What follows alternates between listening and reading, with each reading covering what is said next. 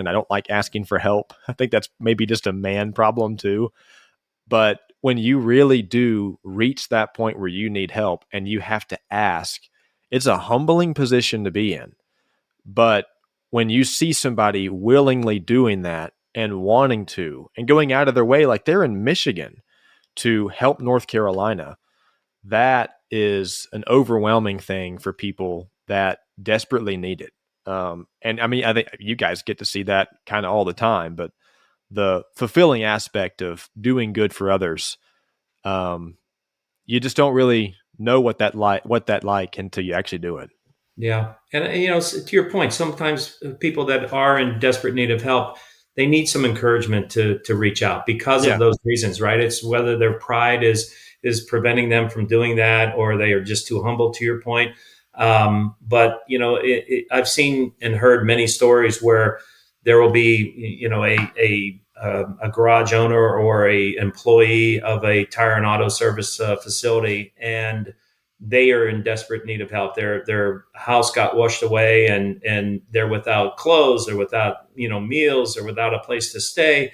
And it takes somebody to tell them, first of all, who we are and what we do, but then encourage them, right, to reach out.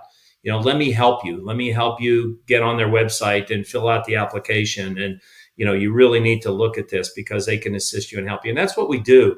The foundation, we had a gentleman on our board just used an analogy the other day with me. He said, we look at what we do for folks as being the on-ramp to the freeway of recovery. We are very rapid to respond, which is really unique for our organization. What we do is once you go on to our website and you apply for assistance, we have a recipient review committee that looks at that immediately. And if it's approved, then I would tell you that as long as you meet all the criteria, that we have a very high in the mid-90s approval rate.